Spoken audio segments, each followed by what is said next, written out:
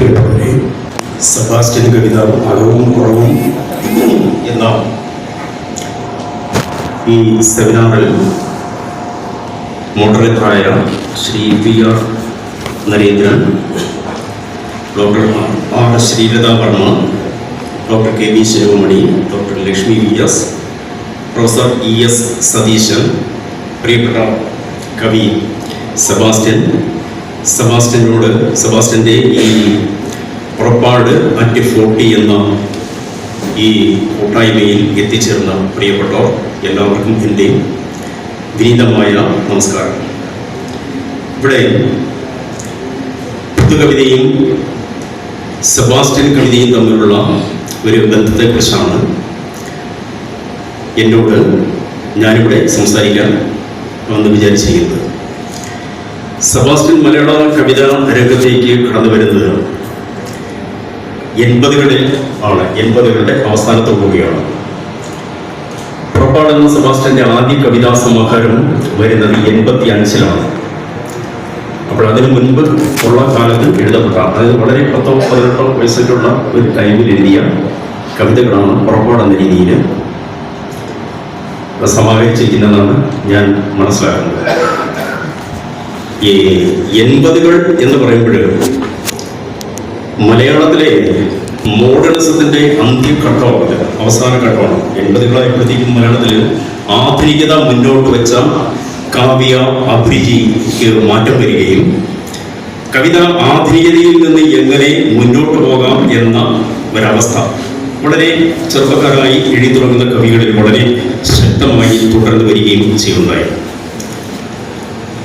അത് 80കളുടെ അവസാനമായപ്പോഴത്തേക്ക് സെബാസ്റ്റ്യൻ്റെ പുറപ്പാട് വന്നു.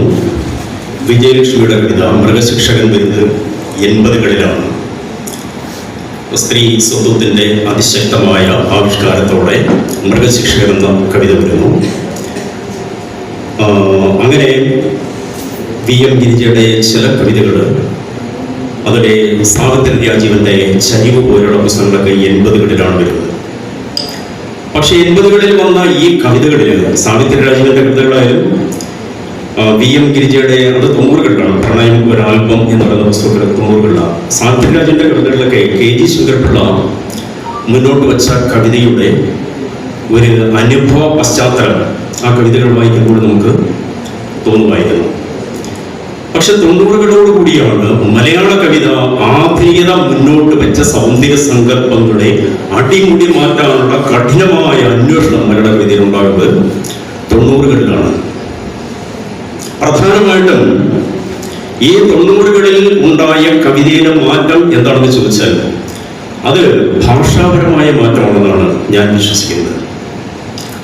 ഒരുതരം ലിംഗ്വിസ്റ്റിക് ബ്രേക്ക് എന്നൊക്കെ പറയാവുന്ന രീതിയിലുള്ള വലിയ മാറ്റം ഉണ്ടായി. അതിനു മുൻപ് ആധുനികത അലങ്കരിക്കപ്പെട്ട ഭാഷയാണ് ഉപയോഗിച്ചത്, ബിംബവൽകൃത ഭാഷ. ഭാഷയെ മോടി പിടിച്ച് എത്ര മോടി പിടിച്ചാലും മതിയാകാത്ത രീതിയിലുള്ള ഒരു ഭാഷാക്രമമാണ് ആധുനികതയുടെ തുടർച്ചയായിട്ട് അതുവരെയും ഉണ്ടായിരുന്നത്.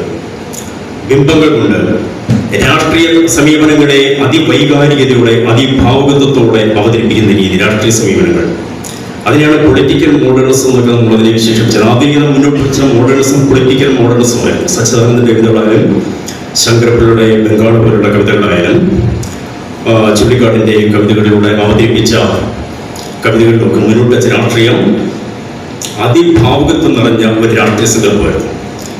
രാഷ്ട്രീയ അതിഭാവുകത്വത്തിൻ്റെ ഭാഷയുമാണ് അവർ ഉപയോഗിച്ചത്. ചങ്ങമ്പുഴ മുന്നോട്ട് വെച്ച ഭാഷ ആത്മഭാഷണത്തിന്റെയും ആത്മരതിയുടെയും അതിവൈകാരികത നിറഞ്ഞ ഭാഷയായിരുന്നു.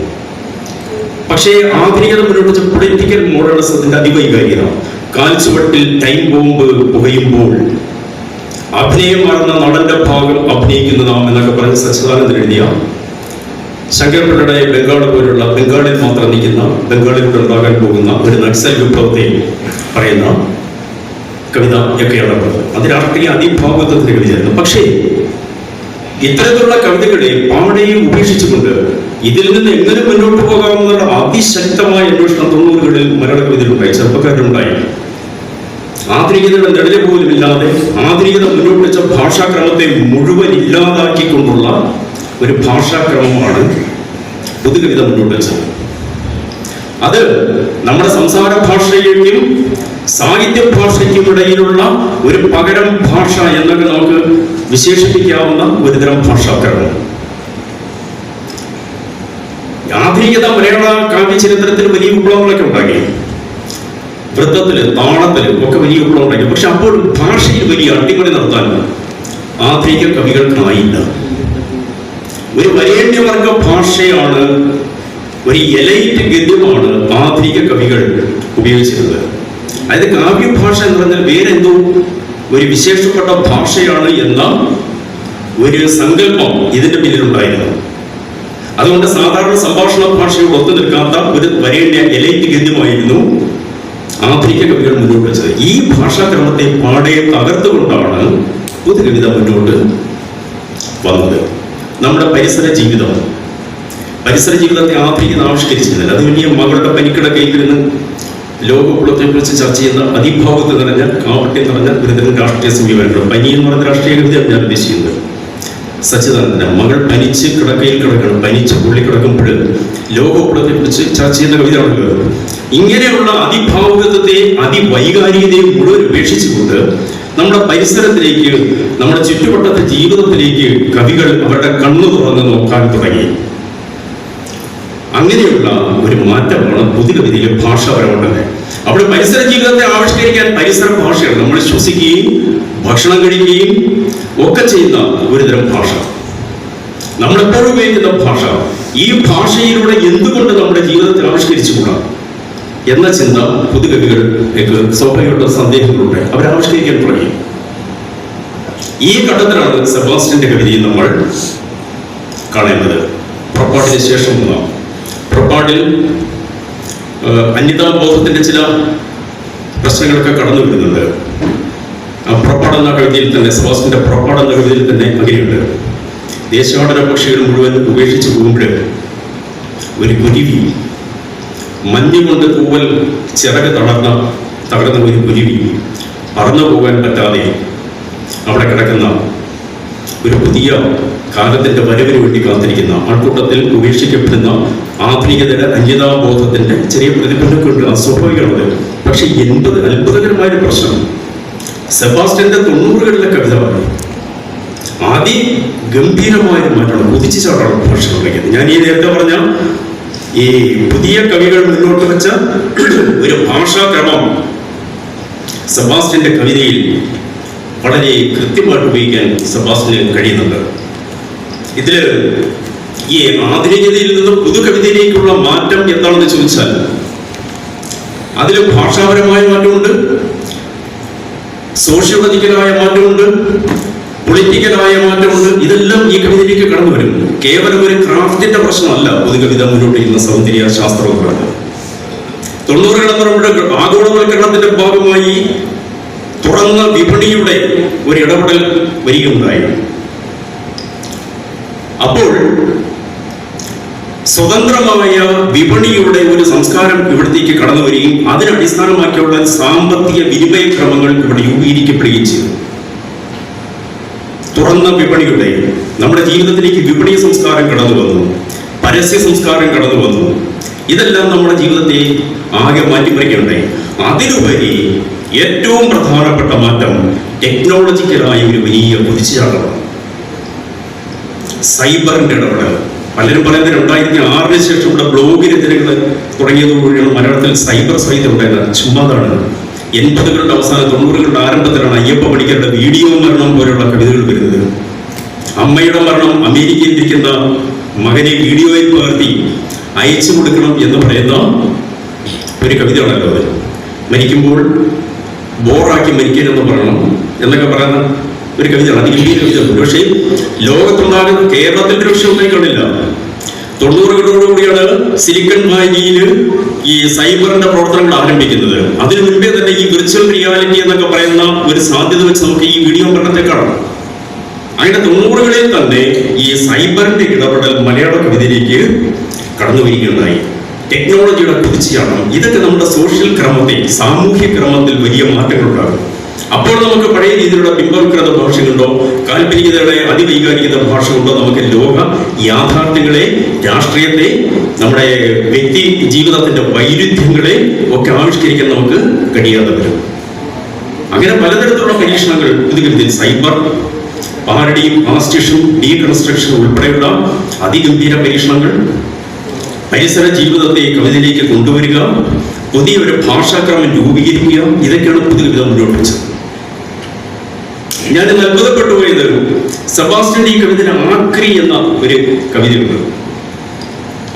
പക്ഷെ അത് ആക്രിയിലേക്ക് കിടക്കുന്നതിന് മുമ്പ് ഞാൻ പറയാം. പക്ഷെ എന്തുകൊണ്ടോ മലയാള കവിതയിൽ 90കളിലുണ്ടായ പൊതുഭാവുകത്വത്തെ കുറിച്ചുള്ള ചർച്ചകളിൽ സെബാസ്റ്റ്യൻ കവിത ഉൾപ്പെട്ടില്ല. ഭാഷാപരമായി ഇത്രമാത്രം വൈവിധ്യം പുതുമ സൃഷ്ടിച്ച സെബാസ്റ്റ്യന്റെ കവിതകൾ പൊതുഭാവുകത്വം സൃഷ്ടിച്ച കവികളുടെ കൂട്ടത്തിൽ ഈ കവിതകൾ ചർച്ച ചെയ്യപ്പെട്ട് ഞാൻ കണ്ടിട്ടില്ല. ഒറ്റപ്പെട്ട പഠനങ്ങളും കേട്ടത് അത് വേറെ വിഷയം. പക്ഷെ ഇവിടെ മുന്നോട്ട് വെച്ച പൊതു കവിതയുടെ വക്താക്കളായിട്ട് മുന്നോട്ട് വെച്ചവർ ആരെയായിരുന്നു?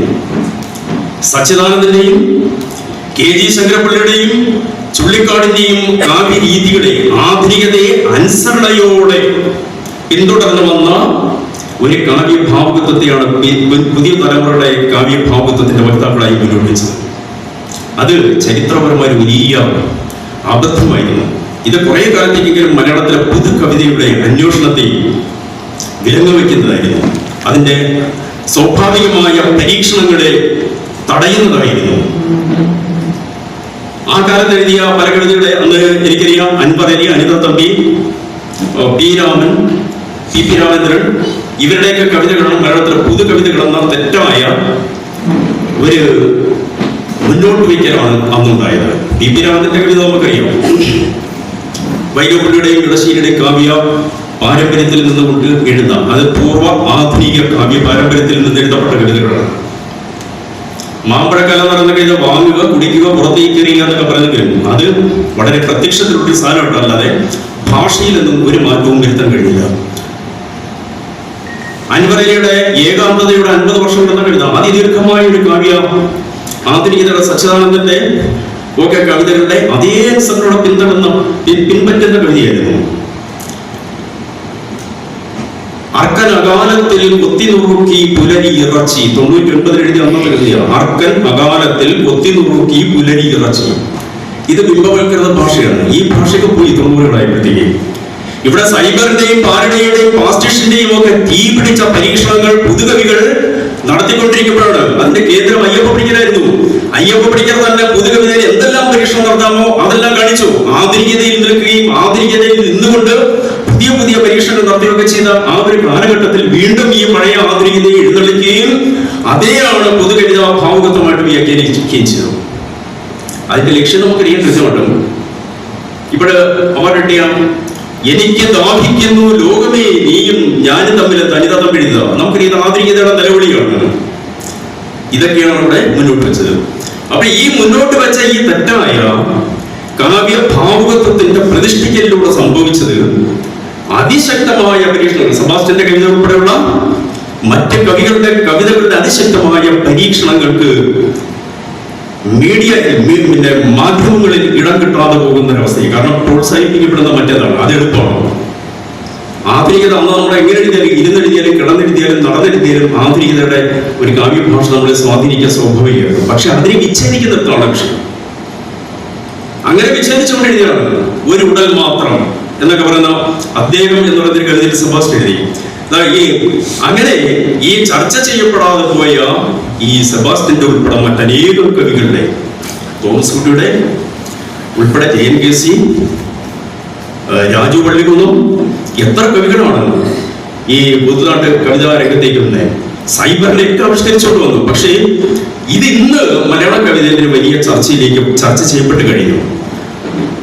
ഈ തെറ്റായ കാവ്യചരിത്രത്തിന്റെ പ്രതിഷ്ഠിക്കുന്ന ദീർഘായുസ് എന്നുള്ളതില്ല. കാരണം പുതുതലമുറയെ അതൊന്നും വെച്ച് തടയാൻ പറ്റില്ല. അവരുടെ കാവ്യ വഴി ആധുനികതയിൽ നിന്ന് വ്യത്യസ്തമായിരുന്നു. ഇതിന്റെ വ്യത്യസ്തമായ വഴികൾ തേടിയെങ്കിൽ മാത്രമേ അവർക്ക് മുന്നോട്ട് വരാൻ പറ്റൂ.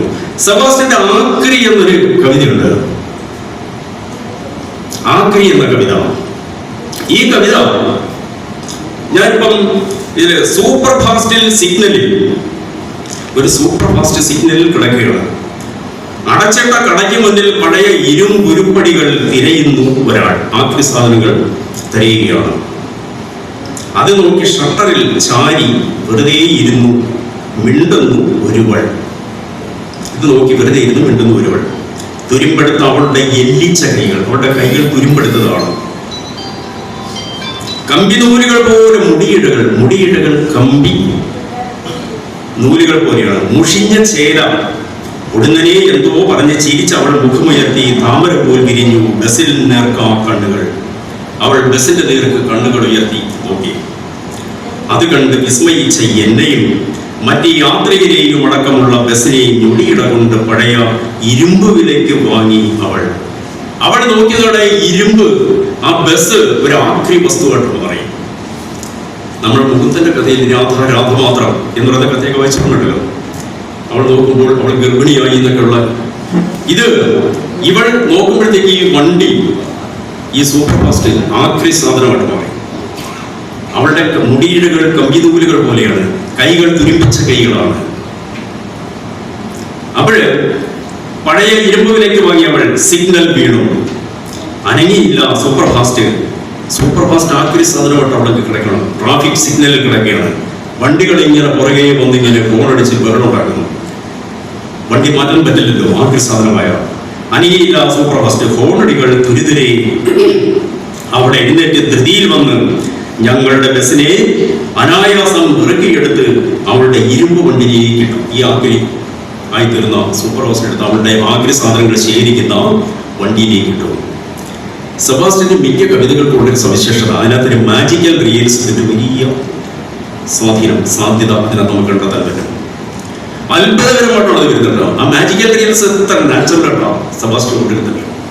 ഞാൻ ആലോചിക്കാറുണ്ട്, സെബാസ്റ്റ്യന് ഈ കവിതയിൽ വരുന്ന മാറ്റങ്ങളെ ഇത്ര ഗംഭീരമായിട്ട് എങ്ങനെ അവതരിപ്പിക്കാൻ കഴിയുന്നു. ഒരിക്കലും ഒരു അക്കാഡമിക് ബാക്ക്ഗ്രൗണ്ട് ഒന്നും സെബാസ്റ്റ്യൻ അവകാശപ്പെടുന്നുമില്ല, അതിന്റെ പിൻബലവുമില്ല. പക്ഷേ നൈസർഗികമായ കവിതയുടെ സ്വാഭാവികമായ പരീക്ഷണങ്ങളിലൂടെ സംഭവിക്കുന്നതാണ്. ഇവിടെ ഞാൻ ഈ കവിത വായിക്കുന്നത് മനുഷ്യൻ യന്ത്രസമാനമായി തീരുന്നൊരവസ്ഥ നോക്കി നിൽക്കുകയും നമ്മളെല്ലാം മാറിയ ഒരു കാലത്തോട് സഞ്ചരിക്കണം. നമ്മൾ സത്യാനന്തര കാലത്തെ കുറിച്ച് നമ്മൾ ധാരാളം ചർച്ച ചെയ്തു. ഇപ്പോൾ ഏറ്റവും പുതിയ സത്യം എന്ന രീതിയിൽ അവതരിപ്പിക്കുന്ന കാര്യങ്ങൾ തൊട്ടടുത്ത നിമിഷം തെറ്റായി കയറ്റിയിരിക്കും, തെറ്റായി മാറുകയും ചെയ്യുന്ന ഒരു ജീവിത ക്രമം നമ്മുടെ സമൂഹത്തിലുണ്ട്. പക്ഷേ അതിനെയും കടന്ന് പോസ്റ്റ് ഹ്യൂമൻ മനുഷ്യാനന്തര കാലത്തിന്റെ യന്ത്രത്തിന്റെ ആധിപത്യത്തിന് കീഴടങ്ങിപ്പോയ ഒരു കാലത്തിന്റെ ആവിഷ്കാരമായിട്ട് ഈ കവിതയെ നമുക്ക് വായിക്കാൻ കഴിയും. എനിക്കിതിനെ അങ്ങനെ വായിക്കാനാണ് ഇഷ്ടം. റോബർട്ട് റോഡ്രിക്സിന്റെ ഒരു സിനിമയുണ്ട്, അലിറ്റ ഫൈറ്റിംഗ് ഏഞ്ചൽ എന്ന് പറയുന്നത്. അതില് ഭൂമിയിൽ നിന്ന് ഹ്യൂമൻ സിവിലൈസേഷൻ ഇല്ലാതെയായി 300 വർഷങ്ങൾ കഴിഞ്ഞിട്ട് വരുന്ന ഒരു ലോകത്തെയാണ് അതിൽ അവതരിപ്പിക്കുന്നത്. റോബർട്ട് റോഡ്രിക്സിന്റെ അതിന് ആസ്പദമായ കഥയെടുത്തത് യൂഗിറ്റോ കിഷ്ബിറോ എന്ന് പറയുന്ന അദ്ദേഹത്തിന്റെ ഒരു ഗ്രാഫിക് പരമ്പരയിൽ നിന്നാണ്. മാംഗോ സീരീസ് എന്ന് പറയുന്ന ഒരു സീരീസിൽ നിന്നാണ് ഇതിന് ആസ്പദമായ കഥ എടുത്തത്. അപ്പോഴേക്ക് ഹ്യൂമൻ സിവിലൈസേഷൻ ഇല്ലാതായി, എല്ലാം റോബോട്ടുകളുടെ ഒരു ലോകമാണ്, സമാനതകളുണ്ട്. റോബോട്ടുകളുടെ പ്രളയമാണ് അതിനകത്ത് വരുന്നത്. ഇങ്ങനെയുള്ള ഒരു മാറിയ കാലത്തിന്റെ യന്ത്രാധിപത്യത്തിന്റെ റോബോട്ടുകളുടെ ആധിപത്യത്തിന് കീഴടക്കപ്പെട്ട മനുഷ്യാവസ്ഥയുടെ ആ ഒരു ഭയാനകതയാണ് ഈ അലിറ്റ ഫൈറ്റിംഗ് ഏഞ്ചൽ എന്ന് പറയുന്ന ഈ നോവലിൽ, ഈ സിനിമയിൽ റോബർട്ട് റോഡ്രിക്സ് എന്ന് പറയുന്ന ഈ സംവിധായകൻ മുന്നോട്ട് വയ്ക്കുന്നത്. അപ്പോൾ അതിന്റെ ഗ്രാഫിക് നോവലുണ്ട്, എത്രമാത്രം അഡ്വാൻസ്ഡ് ആണ് ലോകത്തിൽ സംഭവിക്കുന്നത്. അങ്ങനെ ഒരു മനുഷ്യരാശിയുടെ മേൽ ഈ റോബോട്ടുകളുടെ ആധിപത്യം പുലർത്തുന്ന ഒരു കാലത്തിന്റെ സൂപ്പർ ഫാസ്റ്റ് ആക്രി സാധനമായി നോക്കി നിൽക്കുകയും മാറുന്ന ഒരു കാലത്തിന്റെ ഭയാനകമായ അബോധപരമായ ആവിഷ്കാരമായിട്ട് നമുക്ക് ഈ കവിതയെ കാണാം. പോസ്റ്റ് ഹ്യൂമൻ നമ്മളറിയാം, 2000 എഴുതിയ എം രാജീവ്കുമാറിന്റെ കഥയുണ്ട്. അതില് ശരത്ചന്ദ്രൻ എന്ന് പറയുന്ന ഒരാളിന്റെ തലച്ചോറിലേക്ക് ഈ ചിപ്പ് ഘടിപ്പിക്കുന്നുണ്ട്. ഒരു കവിയാണ് ശരത്ചന്ദ്രൻ. ആ ചിപ്പ് ഘടിപ്പിച്ചിട്ട് പിന്നീട് അയാൾ സംസാരിക്കുന്ന കമ്പ്യൂട്ടറിന്റെ ഒരു തലത്തിൽ നിന്നാണ്. നമുക്കറിയാം അമേരിക്കയില് ന്യൂറാലിങ്കിന്റെ പരീക്ഷണങ്ങളിൽ തലച്ചോറിൽ ചിപ്പ് ഘടിപ്പിക്കുന്ന പരീക്ഷണത്തിൽ അവർ വിജയിച്ചു. കഴിഞ്ഞ 4-5 മാസത്തിന് മുമ്പ് കമ്പ്യൂട്ടറുമായിട്ട് നേരിട്ടുള്ള സംവേദനത്തിന് നമ്മുടെ തലച്ചോറിനെ ചിപ്പ് ഘടിപ്പിച്ച് അതിലേക്കുള്ള ഒരു വലിയ പരീക്ഷണത്തിൽ വിജയിച്ചു. ഇത് ശാസ്ത്രത്തിന്റെ ഭാഗത്ത് നടക്കുമ്പോൾ, മറിച്ച് സാഹിത്യത്തിൽ, കവിതയിൽ ഈ ഉത്കണ്ഠകളെ, നമ്മുടെ കാലത്തിന്റെ വരാനിരിക്കുന്ന കാലത്തിന്റെ മാറ്റത്തെ അഡ്വാൻസ്ഡ് ആയിട്ട് സങ്കല്പിക്കാൻ കഴിയുന്ന, അല്ലെങ്കിൽ നമ്മുടെ ലോക സാഹചര്യങ്ങൾ കണ്ട് അതിനനുസരിച്ച് വരുന്നൊരു മാറ്റത്തെ കവിക്ക് ആവിഷ്കരിക്കാൻ കഴിഞ്ഞു എന്നത് നിസ്സാരമല്ല. ഞാൻ നേരത്തെ സൂചിപ്പിച്ചു, ഈ ആധുനികതയിൽ നിന്ന് പുതുകവിതയിലേക്കുള്ള ഒരു ക്രാഫ്റ്റിന്റെ മാത്രമല്ല, ഭാഷയുടെയും മാത്രമല്ല, നോക്കിക്കാണുന്ന നമ്മുടെ നോട്ടത്തിന്റെ പ്രാധാന്യമുണ്ട്. ഇതിലെ പൊതിവീട് എന്ന് പറയുന്ന ഒരു കവിതയുണ്ട് സെബാസ്റ്റ്യൻ, പൊതിവീട്. ആ പൊതിവീട് എന്ന് പറയുന്നത് ഈ വീടിനെ കുറിച്ചുള്ള ആധുനിക കവികളുടെ സങ്കല്പം നമുക്കറിയാം. വീടിനോട് ആധുനിക കവികൾ വീട് എന്ന് പറയുന്ന ഒരു സങ്കല്പത്തെ എങ്ങനെ നോക്കിക്കണ്ടു, പുതിയ കവികൾ, പുതിയ എഴുത്തുകാർ എങ്ങനെ നോക്കിക്കാണുന്നു? ഈ വീക്ഷണ സംബന്ധിയായ മാറ്റമാണ്, വീക്ഷണത്തിൽ വന്നു ചേരുന്ന മാറ്റം. നമുക്കൊരിക്കലും ആധുനികതയുടെ കാലത്തെ ഇന്നത് ശരി ഇന്നത് തെറ്റ് എന്ന് പറഞ്ഞ് നമുക്ക് ഒരു കാര്യത്തെ നമുക്ക് വിലയിരുത്താൻ പറ്റില്ല. തെറ്റേത് ശരിയെന്ന് നമുക്ക് പോലും പറയാൻ പറ്റുന്നില്ല. അല്ലെങ്കിൽ ശരിയായിട്ട് നമ്മൾ വ്യാഖ്യാനിച്ച് വെച്ചിരിക്കുന്ന സാധനങ്ങൾ തൊട്ടടുത്ത നിമിഷം തെറ്റായി മാറിപ്പോകുന്ന ഒരു വലിയ യാഥാർത്ഥ്യമുണ്ട്. അപ്പോൾ വീടിനെ കുറിച്ച് പഴയ ആധുനിക കവികൾ കണ്ടെങ്ങനെയാണ്? അച്ഛനോട് യാത്ര ചോദിച്ച്, അമ്മയോട് യാത്ര ചോദിച്ച് വീട് വിട്ടുപോവുക എന്ന് പറയുന്നത് ഒരു വലിയ ഹൃദയവ്യഥയായിരുന്നു. ചുള്ളിക്കാട്ടി പറഞ്ഞ് ഇടങ്കാല് വെച്ച് പടിയിറങ്ങുന്നു എന്നൊക്കെ പറഞ്ഞിട്ട് അങ്ങനെ അമ്മയെ പിൻവിളി വിളിക്കാതെ വീട് വിട്ടു പോകുന്നതിനാണ്. വീട് വിട്ടവർ തെരുവിലേക്കാണ് ഇറങ്ങിയത് ആധുനിക കവികൾ. വിനേന്ദ്ര സാറിന്റെ യാത്രാപ്പാട്ട് അതിലെല്ലാം അങ്ങനെയാണ്. വീട് വിട്ട് അവർ തെരുവിലേക്ക് അനാഥരായി ഇറങ്ങപ്പെടുകയാണ്. പക്ഷെ അതിനു മുൻപ് കുമാരനാശാന്റെ കവിതയിൽ നമുക്കറിയാം, വീട് ചടഞ്ഞു കൂടി കിടക്കാനുള്ള ഉപാധിയല്ല. ആശാന്റെ നായികന്മാർ വീട് വിട്ട് പുറത്ത് സ്വാതന്ത്ര്യം പ്രഖ്യാപിച്ചവരാണ്, പോകുന്നവരായിരുന്നു. കുഞ്ചൻനമ്പ്യാര് വീട്ടിൽ ചടഞ്ഞു കൂടുന്ന പുരുഷന്മാരെ കണക്കറ്റ് പരിഹസിക്കുന്നുണ്ട്. വള്ളത്തോട് പാരമ്പര്യത്തിൽ അധിഷ്ഠിതമായി വീടിന്റെ പരമ്പരാഗത സങ്കല്പത്തിലൂടെ കവിത എഴുതിയവരാണ്. ആറ്റൂർ രവിവർമ്മ പിറന്നൊരു ഊരിൽ പോകണം നീ വളർന്നൊരാളായാൽ, നീ വലിയ ആളായാലും നീ ഇവിടത്തേക്ക് വരണം, ഊരിൽ തന്നെ വരണം എന്ന് പറയുന്ന പാരമ്പര്യത്തിൽ ചടഞ്ഞു കൂടി കിടക്കുന്ന മനസ്സായിരുന്നു ആറ്റൂർ രവിവർമ്മയ്ക്ക്. എതിർഗമനം ആ കവിത പറഞ്ഞാൽ അങ്ങനെയാണല്ലോ. അപ്പോൾ അങ്ങനെയുള്ള വൈലോപ്പിള്ളിയുടെ ആസാം പണിക്കാരിൽ പിറന്ന വീട് വിട്ട് അകലെ ആസാമിൽ പണിക്ക് പോകുന്ന പരീക്ഷകൾ ഞങ്ങൾ എന്നൊക്കെ പറഞ്ഞിട്ട് ആവേശത്തോടെ പോയിട്ട് അവർ നാട്ടിലേക്ക് മടങ്ങി വരുമ്പോൾ ഇവിടുത്തെ വൃക്ഷത്തലപ്പുകൾക്കിടയിലൂടെ കേരളത്തിന്റെ വൃക്ഷത്തലപ്പ് കാണുമ്പോൾ അവർ പുഞ്ചിരി പൊഴിക്കും വീടുകൾ എന്നാണ് വൈലോപ്പിള്ളി പറയുന്നത്. വീട് അങ്ങനെയുള്ള ഒരു വലിയ ഒരു മാനസിക ഐക്യത്തിന്റെ സാധനമായിരുന്നു.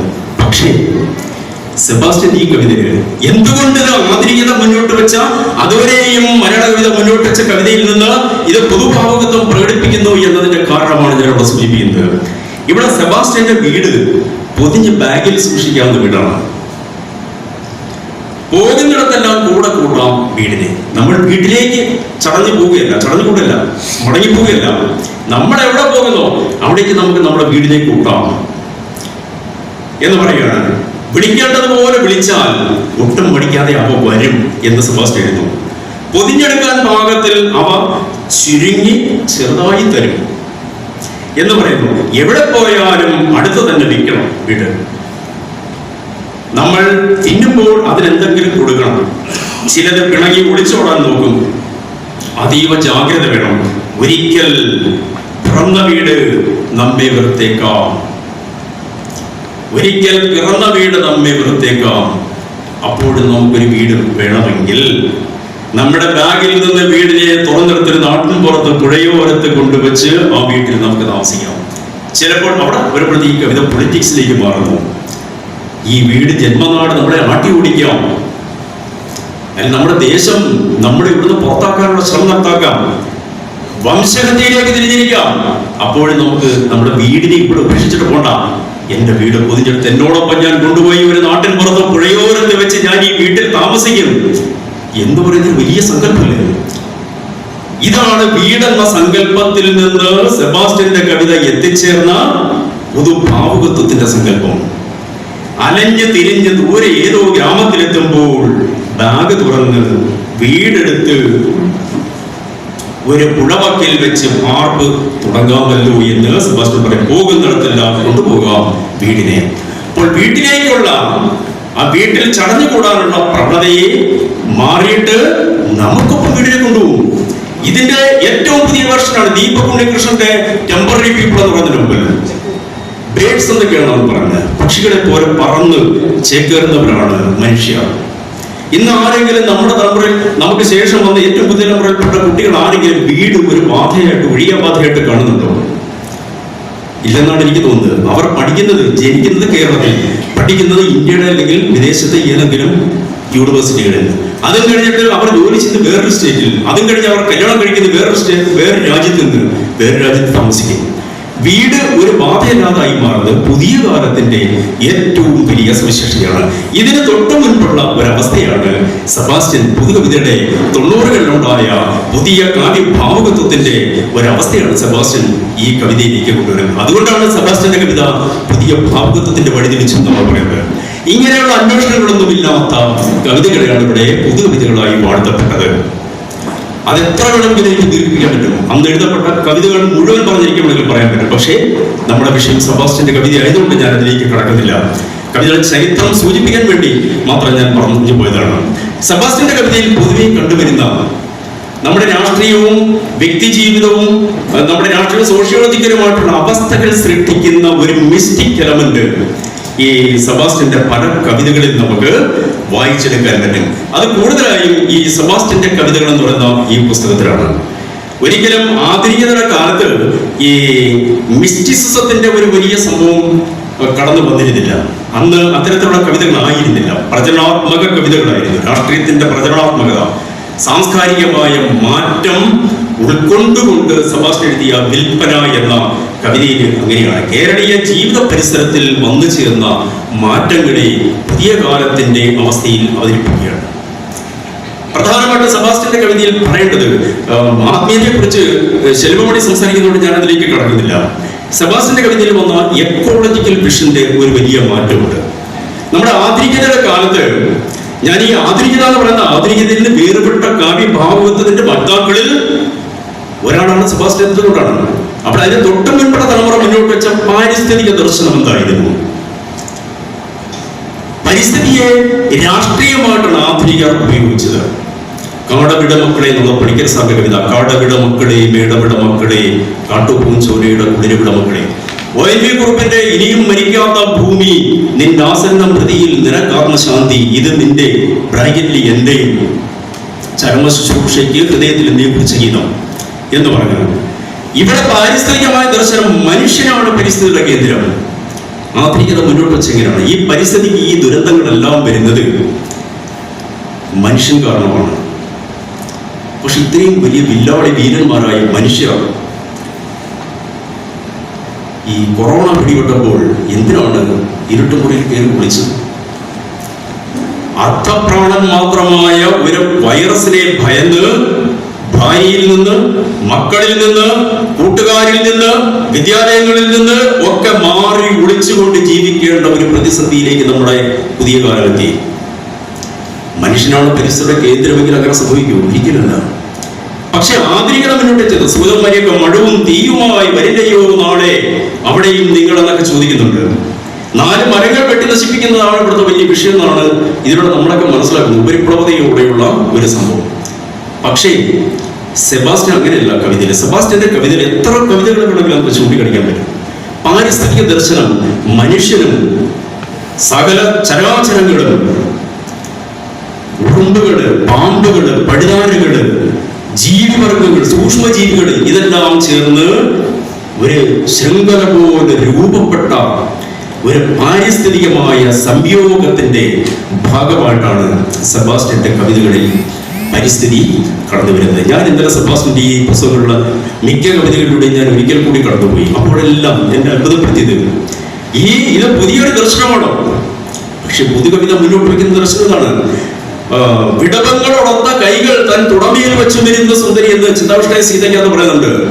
സീതയുടെ ഇരിപ്പിനെ വർണ്ണിക്കുമ്പോൾ വിടവങ്ങളോടൊത്ത കൈകൾ താൻ തുടമയിൽ വെച്ച് വരുന്നു. സീത വൃക്ഷമായി മാറിയാണ്. വൃക്ഷം സീതയായിട്ട് മാറുന്നു. വൃക്ഷം സീതയായും സീത വൃക്ഷമായും പരകായ പ്രവേശം ചെയ്യുന്ന ഒരു ചിത്രമാണ് പക്ഷിയിൽ നിന്ന് മൃഗത്തിലേക്ക്, മൃഗത്തിൽ നിന്ന് മനുഷ്യനിലേക്ക്, സൂക്ഷ്മജീവികളിലേക്ക് പരകായ പ്രവേശം ചെയ്യുന്ന ഒരു പാരിസ്ഥിതിക ദർശനമാണ് നമ്മുടെ മലയാള കവിതയിൽ കുമാരനാശാനെ പോലുള്ള കവികളൊക്കെ മുന്നോട്ട് വെച്ചത്. മനുഷ്യനും ഇതര ചരാചരങ്ങളും ഒത്തുചേർന്ന ജീവിവർഗ ശൃംഖലയിൽപ്പെട്ട ഒരു കണ്ണി മാത്രമാണ് മനുഷ്യൻ എന്ന് പറയുന്ന ഒരു എക്കോളജിക്കൽ വിഷനാണ് പുതുകവിത മുന്നോട്ട് വയ്ക്കുന്നത്. അത് ആധുനികത മുന്നോട്ട് വെച്ച അതിൽ നിന്ന് വ്യത്യസ്തമാണ്. ആധുനികത മുന്നോട്ട് വെച്ചത് തെറ്റാണെന്നല്ല, അത് അന്നത്തെ ദർശനമായിരുന്നു. അന്ന് കൃത്യമായ ഉത്തരവുണ്ടായിരുന്നു സ്വന്തം കാലത്തെ കുറിച്ച്. ബംഗാളിൽ ഒരു വിപ്ലവം ഉണ്ടാകുമെന്നും അത് നക്സൽ വിപ്ലവമായിരിക്കുമെന്നും ആ വിപ്ലവത്തിലൂടെ ഇവിടെ വലിയ മാറ്റം ഉണ്ടാകുമെന്നൊക്കെ കെ ജി ശങ്കരപ്പിള്ള ബംഗാളിലൂടെ ആഗ്രഹിച്ചു. പക്ഷെ അത് ബംഗാളിന്റെ മാത്രം പ്രശ്നമാണ്. ഒരു പാൻ ഇന്ത്യൻ കൺസെപ്ഷനിലേക്ക് അത് വളരുന്നുണ്ടോ? ആ വിപ്ലവം ബീഹാറിലേക്ക് പോകുന്നുണ്ടോ? ഒഡീസയിലേക്ക് പോകുന്നുണ്ടോ? മറ്റ് സംസ്ഥാനങ്ങളിലേക്ക് പോലും എത്തപ്പെടാത്ത അപക്വമായ രാഷ്ട്രീയ ദർശനത്തിന്റെ ആവിഷ്കാരമായിരുന്നു അത് എന്ന് ഇന്ന് ബംഗാൾ വായിക്കുമ്പോൾ നമുക്കറിയാം. സഞ്ജയനെ അഭിസംബോധന ചെയ്തുകൊണ്ടാണ് ഒരു വലിയ വിപ്ലവത്തിന്റെ നാന്ദി കുറിക്കുന്നത്. പാരമ്പര്യത്തിന്റെ വലിയ ഉറവിടത്തിലെ ഒരു കഥാപാത്രമായ സഞ്ജയ എന്നൊക്കെ പറഞ്ഞിട്ടാണ് കമ്മ്യൂണിസ്റ്റ് നക്സൽ വിപ്ലവത്തെ അഭിസംബോധന. അവിടെ തന്നെ തെറ്റിപ്പോയി. പാരമ്പര്യത്തെ നിഷേധിക്കുകയും ഒപ്പം പാരമ്പര്യത്തെ കൂട്ടുപിടിക്കുകയും ചെയ്യുക, അത് ഒരു കാലഘട്ടത്തിലെ പരീക്ഷണമായി മാത്രം നമ്മൾ കണ്ടാൽ മതി. പക്ഷേ അതിനൊക്കെ അപ്പുറത്തേക്കാണ് ലോക യാഥാർത്ഥ്യം മാറുന്നത്. വേഗതയേറിയ ഒരു കാലം, സൈബർ ഏത് രംഗത്തും ഇടപെടുന്ന കാലം. നമ്മുടെ ഭാഷയിലേക്ക് സൈബർ കടന്നു വരുന്നു. 90കളിൽ തന്നെ തോമസ് കുട്ടിയുടെ ജ്ഞാനമുത്തുമാല പോലെയുള്ള കവിതകളിലെ സൈബർ 93 എഴുതിയ കവിതയാണ് സൈബർ. ഐ ഗോ എന്നൊക്കെ പറയുന്ന ഇന്നൗട്ട് എന്ന് പറയുന്ന ആ സൈബർ പദങ്ങൾ ഉപയോഗിച്ചുകൊണ്ട് കവിതയിലേക്ക് കടന്നു വന്നു. അങ്ങനെ ഈ ഒരു മാറ്റത്തെ അഭിസംബോധന ചെയ്യാൻ ഒരിക്കലും പഴയ ടൂൾസ് നമുക്ക് പ്രയോജനപ്പെടില്ല. ഒരിക്കലും നമുക്ക് അങ്ങനെ ഒരു അവസ്ഥയിലേക്ക് നമുക്ക് ഈ കവിതകളെ കാണാൻ കഴിയില്ല. സ്ത്രീ സ്വത്വത്തിന്റെ പ്രശ്നങ്ങൾ, പുരുഷന്റെ കണ്ണിലുള്ള സ്ത്രീ ജീവിതത്തെ നോക്കിക്കാണുന്നത്, സ്ത്രീ അവളുടെ സ്വത്വത്തെ ആവിഷ്കരിക്കുന്നത് രണ്ടാണ്. അതാണ് നിങ്ങൾ എന്നെ രാധയെന്ന് വിളിക്കാതിരിക്കുന്ന സച്ചിദാനന്ദൻ പാടിയപ്പോൾ സ്ത്രീയുടെ സഹാനുഭൂതി നിറഞ്ഞ ജീവിതത്തെ നോക്കിക്കാണുന്നതാണ്. പക്ഷേ സ്ത്രീക്ക് മാത്രം ആവിഷ്കരിക്കാൻ കഴിയുന്ന അവളുടെ സ്വത്വത്തെ ആവിഷ്കരിക്കേണ്ടി വരുമ്പോൾ പുരുഷന്റെ കണ്ണിലെ നോട്ടമല്ല പ്രധാനം. അങ്ങനെ അതിസൂക്ഷ്മ തലങ്ങളിലാണ് പുതുകവിത സഞ്ചരിച്ചത്. ഇത് നോക്കൂ, മൈതാനങ്ങൾ ഈ ഒരു രാഷ്ട്രീയ ഇമേജറിയിലേക്ക് എങ്ങനെ മൈതാനം എന്ന് പറയുന്ന ഒരു പൊതു പ്ലേസിനെ എടുത്തിട്ട് സെബാസ്റ്റ്യൻ മാറുന്നു. മൈതാനങ്ങൾ അടുക്കി വച്ച് തുന്നിക്കെട്ടി ഒരു ആൽബം ഉണ്ടാക്കി. സെബാസ്റ്റ്യൻ കവിതയുടെ ഒരു പ്രത്യേകതയാണ്, മൈതാനമല്ല ഒരു രാജ്യം മുഴുവനാണെങ്കിലും സെബാസ്റ്റ്യൻ ഒരു ബാഗിനുള്ളിലാണ്, അല്ലെങ്കിൽ തുന്നിക്കെട്ടി അതിനെ നമ്മൾ തോളിൽ തൂക്കി കൊണ്ടുപോകും. നേരത്തെ പറഞ്ഞ ഈ മാജിക്കൽ റിയലിസത്തോട് അടുത്തു നിൽക്കുന്ന ഒരു ആഖ്യാനത്തിന്റെ ഭാഗമാണ്. അകത്തേക്ക് വലിഞ്ഞും പുറത്തേക്ക് ഉന്തിയും അവയുടെ വലിപ്പച്ചെറുപ്പങ്ങൾ അല്പം അഭംഗിയുണ്ടാക്കി മൈതാനങ്ങളെ. എന്നിട്ട് അവസാനം പറയണം, വയലുകളുടെ, കുളങ്ങളുടെ, കാടുകളുടെ, കൃഷിയിടങ്ങളുടെ ആൽബം വേണ്ടെന്ന് വെച്ചു കിട്ടുക പ്രയാസം. എന്നിട്ട് വലിപ്പച്ചെറുപ്പങ്ങൾ അല്പം അഭംഗിയുണ്ടാക്കുമെങ്കിലും വിശേഷപ്പെട്ട മറ്റൊരു ആൽബം ഉണ്ടാക്കുന്നു. ആ ആൽബം എന്താണ്? മുത്തങ്ങ, മേപ്പാടി, നെല്ലിയാമ്പതി, ചെങ്ങറ എല്ലാം കോർത്ത് തുന്നിക്കെട്ടി വളരെ നൈസർഗികമായി മൈതാനം എന്ന് പറയുന്ന ഒരു മെറ്റഫർ മുന്നോട്ട് വെച്ച് അതിലൂടെ നേരത്തെ പറഞ്ഞ അതിഭാവുകത്വം തീരെയില്ലാത്ത ഒരു രാഷ്ട്രീയ സാമൂഹിക അവസ്ഥയെ പരിമിതമായ വാക്കുകളുടെ ചുരുങ്ങിയ ആഖ്യാനത്തിലൂടെ മുന്നോട്ട് വയ്ക്കാൻ സെബാസ്റ്റ്യൻ കഴിയുന്നു. അതല്ലേ കവിതയുടെ വലിയ പരീക്ഷണമാണ്. എന്റെ കവിത തെരുവിൽ നിലവിളിക്കുന്ന അനാഥ ശിശുവിന്റെ കവിതയാണ് എന്ന അതിവാചാലമായിട്ട് സച്ചിദാനന്ദൻ പറഞ്ഞ ആ പൊളിറ്റിക്സിനെ, ആദിവാസി ജീവിതത്തിന്റെയും ചെങ്കറ സമരത്തിന്റെയും മേപ്പാടി സമരത്തിന്റെയും എല്ലാം രാഷ്ട്രീയ പശ്ചാത്തലത്തെ അതിഗംഭീരമായിട്ട് കവിതയിലേക്ക് കൊണ്ടുവരാൻ സെബാസ്റ്റ്യന് ഈ കവിതയിലൂടെ കഴിഞ്ഞു. അതാണ് പുതുകവിത മുന്നോട്ട് വയ്ക്കുന്ന പൊളിറ്റിക്കൽ വിഷയം. അതിവാചാലതയല്ല, അതിഭാവ്യത. ഇവിടുത്തെ ഭാഷ നോക്കൂ, മൈതാനങ്ങൾ, അതിന് മെറ്റഫർ പോലുമല്ല. നമ്മളങ്ങനെ പറയുന്നതാണ്, തുറന്ന ഭാഷയാണ്, ഓപ്പൺ പോയട്രിയാണ്. അലങ്കാരങ്ങളിൽ നിന്നും കവിത ഓപ്പൺ പോയട്രിയുടെ ആവിഷ്കാരത്തിലേക്ക് വന്നു. വലിയ കവികൾ പോലും, ആധുനികതയുടെ വലിയ വക്താക്കളായ കവികൾ പോലും ഇന്ന് പഴയ ആലങ്കാരിക ഭാഷ കവിതയിൽ ഉപയോഗിക്കാറില്ല. അവർ പോലും കവിതയിലേക്ക് ഈ ഓപ്പൺ പോയിന്റുകളുടെ തലത്തിലാണ് കവിതകളെ മാറ്റിയത്. പിന്നെ അങ്ങനെ പല അത്ഭുതമായ പിന്നെ വേറെന്തുണ്ട്, പിന്നെ ചന്ത കാടായി മാറുന്നു. ചന്ത ഈ പാരിസ്ഥിതികമായ സംക്രമണത്തിന്റെ ഒരിതാണ്. ചന്ത കാടായി മാറുന്നു, മനുഷ്യൻ കുരങ്ങായി മാറുന്നു, പുലിയായി മാറുന്നു, മുയലായി കരടിയായി ഒക്കെ മാറുന്ന ഈ നേരത്തെ പറഞ്ഞ ഈ എന്താ പറയുക, കർത്തൃത്വങ്ങളുടെ ഒരു പരകായ പ്രവേശം, കർത്തൃത്വങ്ങളുടെ പരകായ പ്രവേശം. മറ്റേ ഈ മൈതാനത്തെ കുറിച്ചുള്ള കവിതയില് സമകാല രാഷ്ട്രീയത്തിന്റെ പ്രശ്നങ്ങളെ പ്രശ്നവൽക്കരിക്കുകയാണ് ചെയ്തെങ്കിൽ ഇവിടെ കർത്തൃത്വങ്ങളുടെ പാർനാട്ടമാണ്. എന്താണ്? ചന്തയെ അളന്ന് പറിച്ചു മാറ്റി അതേ വിസ്തീർണത്തിലവിടെ കാട് കൊണ്ടുവന്ന് പിടിപ്പിച്ച് ചന്ത ഇല്ലാതാക്കിയിട്ട്, ആ ചന്ത എന്ന് പറയുന്ന വിപണിയുടെ കർത്തൃത്വത്തെ ഇല്ലാതാക്കിയിട്ട് കാട് വെച്ച് പിടിപ്പിക്കുകയാണ്. എന്നിട്ടോ കാട് കൊണ്ടുവന്ന് പിടിപ്പിച്ച് വാണിഭ കാടെന്നോ അങ്ങാടി വനമെന്നോ വിളിച്ച് ടോമിയെ കുരങ്ങൻ എന്ന് വിളിച്ചു. ടോമി എന്ന് പറയുന്ന മനുഷ്യനെ കുരങ്ങനെന്നും, ആന്റപ്പനെ പുലിയെന്നും, രാജനെ മുയലെന്നും, കുഞ്ഞച്ചനെ കരടിയെന്നും, വർഗീസിനെ കുറുക്കനെന്നും വിളിച്ച് മറ്റുള്ളവരെ പക്ഷികളാക്കി. ഞാൻ നേരത്തെ പറഞ്ഞ ആ പക്ഷികളായും മൃഗങ്ങളായും ഒക്കെയുള്ള ഒരു പരകായ പ്രവേശനത്തിന്റെ മൃഗരാജനെന്ന് സ്വയം കരുതി ജീവിക്കാൻ ഒരു പ്രയാസവുമില്ല ഈ ലോകത്തിൽ. കർത്തൃത്വങ്ങളുടെ പകർന്നാണ് അങ്ങോട്ടും ഇങ്ങോട്ടുള്ള അത് ഒരു പ്രയാസമില്ല. നമ്മുടെ സോഷ്യോളജിക്കലി നമ്മൾ വന്നു ചേർന്ന ഒരു വലിയ മാറ്റത്തിന്റെ പ്രശ്നം. ഒരാൾക്ക് കുരങ്ങാകാനോ, ഒരാൾക്ക് പക്ഷിയാകാനോ, ഒരാൾക്ക് പോത്താകാനോ ഒന്നും ഒരു പാടുമില്ല. പോത്ത് എന്ന് പറയാൻ കാരണമുണ്ട്. സഭാസ്കുട്ടി കവിതയിൽ ആ പോത്തെ എന്ന് ഒരു കവിതയിൽ നേരിട്ട് വിളിക്കുന്നുണ്ട് അതിനകത്തൊരു ആളിനെ. അപ്പോൾ ചന്ത വിരിയുമ്പോൾ കടകളെല്ലാം ഒന്നൊന്നായി മാഞ്ഞു പോകും. ചന്ത വിരിയുമ്പോൾ കടകളൊക്കെ മാഞ്ഞു പോകും. കച്ചവടക്കാർ ഉപേക്ഷിച്ച ചീത്ത മലക്കറികൾക്ക് ജീവൻ വയ്ക്കും. അവിടെ ഉപേക്ഷിക്കപ്പെട്ട മലക്കറികൾ ചെറുതുകളുടെ ഒരു വലിയ വരവാണ് പരിസ്ഥിതിയിലേക്ക്. തൃശ്ശൂരിലെ തിരക്കേറിയ റോഡ് മുറിച്ചു പോകുന്ന റോബിൻ എന്ന ഒരു എറുമ്പിനെ കുറിച്ച് ആദിത്യ ശങ്കറിന്റെ ഒരു കവിതയുണ്ട്. റോബിൻ എന്ന എറുമ്പ് റോഡ് മുറിച്ച് നീങ്ങുക. തൃശ്ശൂരെ വളരെ തിരക്കേറിയ റോഡ്. പരിസ്ഥിതിയിൽ നടന്നൊരു വലിയ ബൃഹദാധ്യാനങ്ങളെല്ലാം നഷ്ടപ്പെട്ടു പോയി. ഇവിടെ ഒറ്റപ്പെട്ട ചെറിയ ജീവികളാണ്, ചെറുതുകളുടെ മടങ്ങിവരാണ്, സൂക്ഷ്മജീവികളുടെ മടങ്ങിവരവാണ്. അങ്ങനെ ഒരു തിരിച്ചുവരവാണ് ഈ കവിത. ചന്ത വിരിയുമ്പോൾ കടകളെല്ലാം ഒന്നൊന്നായി മാഞ്ഞു പോകും. കച്ചവടക്കാർ ഉപേക്ഷിച്ച ചീത്ത മലക്കറികൾക്ക് ജീവൻ വയ്ക്കും. മാഞ്ഞുപോയ കടകളുടെ സ്ഥാനത്ത് ഒരു തീവണ്ടി പ്രത്യക്ഷമാകും.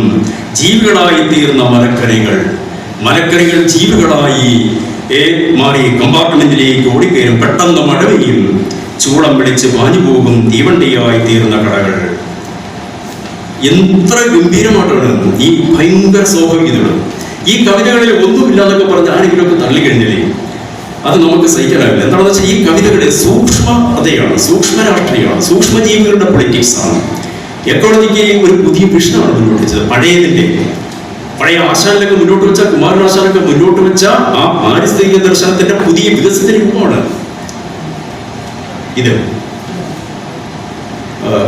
പിന്നെ വീണപൂവിനകത്ത് ആശാൻ പറയുന്നില്ലേ, വീണപൂവ് എന്ന് പറയുന്നത് ആശാൻ പൂവായിട്ട് മാത്രമാണ് വീണപൂവിനെ സങ്കല്പിച്ചത്. പക്ഷെ നമുക്കതിന് മനുഷ്യസ്ഥാനത്ത് പ്രതിഷ്ഠിച്ചെങ്കിലേ പറ്റൂ. വീണപൂവിനെ ഒരു സ്ത്രീ ആക്കിയെങ്കിലേ നമുക്ക് സമാധാനമുണ്ട്. കാരണം നമ്മൾ മനുഷ്യനാണ് കേന്ദ്രം. ആ പഴയ സങ്കല്പമാണ്, ഇത് വെറുതെ സംഭവിക്കുന്നില്ല. ആ വിഷന്റെ പ്രശ്നമാണ്. പക്ഷെ കുമാരനാശാൻ വീണപൂവിൽ ഒരിടത്ത് പോലും സ്ത്രീയെ, ആ പൂവിനെ സ്ത്രീയാണെന്ന് പറഞ്ഞിട്ടുണ്ടോ? ഒരിടത്തും പറയുന്നില്ല. ഈ പൂവ് നിലംപതിക്കുമ്പോൾ ഇതാ ഒരു ജീവൻ നിലംപതിച്ചു എന്നാണ് ആശാൻ എഴുതുന്നത്. ചരമാവരണം ഒരുക്കുന്നത് ചിലന്തികളാണ്. മഞ്ഞും ചിലന്തിയും ഒക്കെ ചേർന്നിട്ടാണ്. സഭാസ്വീകരണത്തിൽ മഞ്ഞിന് അപാരമായ സാന്നിധ്യം. ഞങ്ങൾ വണ്ടിയിലിരിക്കുമ്പോഴിങ്ങനെ ശിരോമണിയായിട്ട് ഞങ്ങളിങ്ങനെ സംസാരിച്ച വിഷയമാണ് ഈ മഞ്ഞിന് പല പരിവേഷങ്ങളിലേക്ക് അതിനെ പരിവർത്തിപ്പിക്കാനുള്ള അത്ഭുതകരമായ ഒരു ഇതുണ്ട്. ഒരുപക്ഷെ സെബാസ്റ്റ്യൻ ഈ ബിബ്ലിക്കൽ കൺസെപ്റ്റിൽ നിന്ന് ഉരുത്തിരിഞ്ഞെടുത്ത മിസ്റ്റിസിസത്തിന്റെ ഒരു പുതിയ എലമെന്റായിട്ടായിരിക്കാം അതിനെ അവതരിപ്പിക്കുന്നത്. ശിരോമണി പറഞ്ഞൊരു കുരിശ് മാത്രം മഞ്ഞു മൂടി കിടന്നു എന്നുള്ളൊരു വരി കൂട്ടിയിട്ട് ശിരോമണി പറഞ്ഞത് ഞാൻ ഞങ്ങളിലോട്ട് വണ്ടിയിലോട്ട് വന്നപ്പോൾ പോകുന്നുണ്ട്. അപ്പോഴങ്ങനെ ശബ്ദമില്ലാതെ ആയി പോകുന്ന ശബ്ദമില്ലാതെ ഉച്ചരിച്ച പല ഭാഷകൾ, ശബ്ദമില്ലാത്ത ഭാഷയെക്കുറിച്ച് സെബാസ്റ്റ്യൻ പറയുന്നുണ്ട്, ഇതെല്ലാം പുതുകവിതയുടെ സൗന്ദര്യ തലങ്ങളുമായിട്ട് ബന്ധപ്പെട്ട് വരുന്ന ശബ്ദമില്ലാത്ത ഭാഷ, ശബ്ദമില്ലാതെ ഉച്ചരിക്കുന്ന ഭാഷ. അത് വലിയ കൺസെപ്ഷനാണല്ലേ. ഇതൊന്നും പൊട്ടത്തരങ്ങൾ എഴുതിയല്ല. പുതുകവിതയിൽ ഒന്നുമില്ലാതൊക്കെ പറഞ്ഞിട്ടുള്ള ആരോപണങ്ങളാണ് നിരന്തരം കാണുന്നത്. അവർ പണ്ടത്തെ കുമാരനാശാനെ അല്ലെങ്കിൽ വള്ളത്തോളിനെ മാത്രം വായിക്കുന്നവർക്ക് ഒരുപക്ഷെ അതിൽ നിന്ന് കടക്കാൻ കഴിയില്ല. നിരന്തരം മാറുന്നതാണ് കവിത. ആധുനികത മലയാളത്തിലെ അറിവ് ഇത്രമാത്രം വലിയ വെളിച്ചം സൃഷ്ടിച്ച ഒരു പ്രസ്ഥാനമാണോ? വൈലോപ്പിള്ളിയും ജി ശങ്കർക്കുറുപ്പും ഇടശ്ശേരിയും കുഞ്ഞിരാമൻകാരും ജീവിച്ചിരിക്കുന്ന കാലത്താണ് ആധുനികത വരുന്നത്. പക്ഷേ ആധുനികതയും അസ്തമിച്ചിട്ടാണ് പുതിയ കവിത വരുന്നത്. അതെല്ലാം സാഹിത്യ ചരിത്രത്തിന്റെ, അത് നിഷേധിക്കപ്പെടില്ല, സാഹിത്യ ചരിത്രത്തിന്റെ ഭാഗമായി മാറി. അപ്പോൾ പുതിയത് സംഭവിച്ചേ പറ്റൂ. അങ്ങനെയാണ്. അത് ആരെ തെറ്റായ ചരിത്ര നിർമ്മിതികളിലൂടെ മുന്നോട്ട് വെച്ചാലൊന്നും കവിത മാറാതിരിക്കില്ല. കവിത മാറും. ഇന്ന് പ്രിന്റഡ് മീഡിയയുടെ അധികാര കേന്ദ്രങ്ങൾ മുഴുവൻ നഷ്ടപ്പെട്ടൊരു കാലമാണ് സോഷ്യൽ മീഡിയ. നമ്മുടെ സാഹിത്യ ചെറുതികളിലേക്ക് ഒരു വലിയ ശബ്ദം കേൾപ്പിക്കാനുള്ള കാരണമുണ്ട്. ഇവിടുത്തെ പ്രിന്റഡ് മീഡിയ ആയിരുന്നെങ്കിൽ, അതിന് സാംസ്കാരിക അധികാര കേന്ദ്രമായി നിന്നിരുന്നെങ്കിൽ പുതുകവിതയിലെ ഈ ശബ്ദങ്ങളൊന്നും വെളിപ്പെടുമായിരുന്നില്ല. ഇന്ന് പ്രിന്റഡ് മീഡിയ അപ്രസക്തമായി, സോഷ്യൽ മീഡിയ ആക്റ്റീവായി. നമ്മൾക്ക് എഴുതുന്ന കവിതകളെ ആളുകളുടെ വായനയിലേക്ക് എത്തിക്കാനുള്ള ധാരാളം മീഡിയങ്ങൾ നമുക്കുണ്ടായി. അതുകൊണ്ടാണ് ഈ കവിതകളുടെ ചെറുതുകളുടെ ശബ്ദം ഉയർന്നു കേൾക്കുന്നത്. അങ്ങനെയാണ്. ഒരു കാടുണ്ടായിരുന്നു, സെബാസ്റ്റ്യന്റെ ഒരു ചെറിയ കവിത. എന്നിട്ട് ഒരു കാടുണ്ടായിരുന്നു, എന്നിട്ട് ഒരു നാടുണ്ടായിരുന്നു, എന്നിട്ട് തോടും പുഴയും കുളവും ഉണ്ടായിരുന്നു, എന്നിട്ട് കാടും നാടും കുളവും പുഴയും തോടും ഉണ്ടായിരുന്നു. അത്ര തന്നെ. നിങ്ങൾക്ക് ഈ കവിത കേട്ടിട്ട് തീർച്ചയായിട്ടും ഒരു പുതിയ ശബ്ദമായിട്ട് തോന്നുന്നില്ലേ? എനിക്കിതിന്റെ പിന്നിൽ അത്ഭുതങ്ങൾ ഒളിഞ്ഞിരിക്കുന്ന ഒരു കവിതയായിട്ടാണ് എനിക്ക് തോന്നുന്നത്. ഈ ജൈവ ശൃംഖല ഒരേട് എന്ന ഒരു കവിത തന്നെ സെബാസ്റ്റ്യൻ എഴുതിയിട്ടുണ്ട്. സെബാസ്റ്റ്യന്റെ കവിത വലിച്ചു നീട്ടപ്പെടുന്ന കവിതയല്ല. അധിക വലിപ്പമുള്ള കവിതകൾ സെബാസ്റ്റ്യൻ എഴുതിയിട്ടില്ല. ഇതിനകത്ത് പൊളിറ്റിക്സ് ഉണ്ട്, സാമൂഹ്യ ക്രമത്തിന്റെ വൈരുദ്ധ്യങ്ങളുണ്ട്, വ്യക്തി ജീവിതത്തിന്റെ സന്ദിഗ്ധതകളുണ്ട്, ഇതിനെല്ലാം എക്കോളജിക്കൽ പ്രശ്നമുണ്ട്, നോട്ടത്തിന്റെ പ്രശ്നങ്ങളുണ്ട്. ഇതെല്ലാം ഈ കവിതയിലേക്ക് വരുന്ന പരിമിതമായ ചെറിയ വാക്കുകളിലൂടെയാണ്, ചെറിയ കവിതകളിലൂടെയാണ്. പക്ഷേ ആ ചെറിയ കവിതകൾക്ക് വലിയ മാനം കൈവരുന്നത് അതിൽ നമ്മൾ ഒരു കവിക്ക് എത്രമാത്രം അത് ചെയ്യാൻ കഴിയുന്നു എന്നിടത്താണ്. നമ്മുടെ വായനയെ അത് എങ്ങനെ വളർത്തിയെടുക്കുന്നു എന്നിടത്താണ്. ഞാനത് പലയിടത്തും പറയുന്നൊരു കാര്യമുണ്ട്. ഈ മൊണാലിസ എന്ന് പറയുന്ന ഡാവിഞ്ചിയുടെ വളരെ പ്രസിദ്ധമായ ഒരു ചിത്രമുണ്ട്. മൊണാലിസ നമ്മളൊക്കെ കേട്ടിരിക്കുന്നതാണ്. മൊണാലിസ ചിരിക്കുകയാണോ കരയുകയാണോ മന്ദഹസിക്കുകയാണോ, ഇതാണ് മൊണാലിസയുടെ പ്രത്യേകത എന്നാണ് നമ്മളെല്ലാം മനസ്സിലാക്കിയിരിക്കുന്നത്. ഈ ചിരിക്കുകയാണോ മന്ദഹസിക്കുകയാണോ കരയുകയാണോ എന്നതാണ് മൊണാലിസയുടെ പ്രത്യേകതകളെങ്കിൽ അത് ആ ചിത്രം വരച്ചിട്ട് എത്ര കാലമായി? ഇപ്പോഴും ആ ചിത്രം ലോകത്തിന്റെ മുന്നിൽ നിലനിൽക്കുമോ? ഇല്ല എന്ന് വിശ്വസിക്കുന്നതാണ്. ഈ മൊണാലിസയുടെ ചിത്രത്തിലേക്ക് നോക്കുമ്പോൾ അതിന്റെ പിന്നിൽ കാണുന്ന വൃക്ഷത്തലപ്പുകളുടെ അദ്വൈതമായ ഒരു വഴി ആ ചിത്രത്തിൽ നമുക്ക് കാണാം. മൊണാലിസയിലേക്ക് മൈക്രോസ്കോപ്പിക് വിഷനിലൂടെ സമീപിക്കുന്ന നമ്മൾ ടെലിസ്കോപ്പിക് വിഷനിലേക്ക്, വിദൂരതയിലേക്ക് പോവുകയാണ്. ഒരേ സമയം മൈക്രോസ്കോപ്പിക് വിഷനും ടെലിസ്കോപ്പിക് വിഷനും ഒരു ചിത്രത്തിൽ ഒരുമിച്ച് സന്നിവേശിപ്പിച്ചു എന്നതാണ് ആ ചിത്രത്തിന്റെ വിജയം. അല്ലാതെ മൊണാലിസ ചിരിക്കണോ കരയുകയാണോ നിർത്തല്ല. മൊണാലിസ ചിരിച്ചാലും കരഞ്ഞാലും നമുക്കൊന്നുമില്ല. പക്ഷേ ആ കവിതയുടെ, ആ ചിത്രത്തിന്റെ ആസ്വാദ്യതകളുടെ ഒരു വെളിപ്പെടൽ അവിടെയാണ്. ഒരേ സമയം ടെലിസ്കോപ്പിക് വിഷനും മൈക്രോസ്കോപ്പിക് വിഷനും ഒരുമിച്ച് ഒരു ആർട്ടിൽ സന്നിവേശിപ്പിക്കാൻ കഴിയും. അതുപോലെയാണ് ഈ സെബാസ്റ്റ്യന്റെ പല കവിതകളിൽ നമ്മൾ കാണുന്നത്. എക്കോളജിക്കൽ വിഷന്റെ അപൂർവതകളെ ഒരൊറ്റ കവിതയില് ജൈവ ശൃംഖല വരേട് എന്ന ഈ കവിതയില് സെബാസ്റ്റ്യൻ പറയുന്നത്, മാർപ്പില്ലാത്ത പഴയ വീട്ടിലെ വാട്ടർ ടാങ്കിൻ ചുവരിൽ ഒരു അച്ചിൽ എന്ന് പറയുന്നത് ഒച്ചെന്നാണ് അടിക്കൂർ കൊടുത്തിട്ടുണ്ട്. അടുക്കളയിൽ മരത്തവള. പഴയ വീട്ടിലെ വാട്ടർ ടാങ്കിൽ ഒച്ച്, പിന്നെയോ അടുക്കളയിൽ മരത്തവള, വിറക് പുരയിൽ പാമ്പ്, വാട്ടർ ടാങ്ക് മരത്തവളയ്ക്ക്.